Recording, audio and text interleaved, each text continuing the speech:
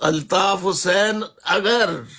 میرے بچوں تمہیں لگ رہا ہے، میرے بیٹوں مہاجروں کے بچوں، اگر تمہیں لگ رہا ہے کہ الطاف حسین جھوٹ بول رہا ہے تو بیٹا تمہارے خاندان میں کوئی بزرگ موجود ہو تو اس سے پوچھ لو کہ پنجاب نے پاکستان کے لیے کیا قربانی دی تھی۔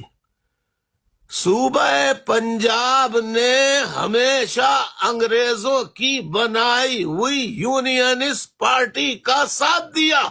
یعنی اینٹی مسلم پارٹی، اینٹی مسلم لیگ پارٹی،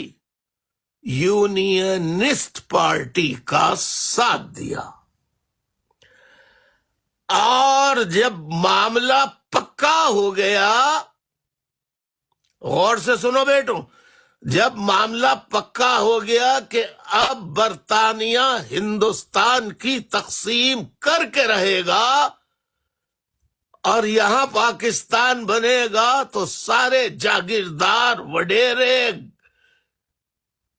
مزارات کے گدہ نشین، بڑے بڑے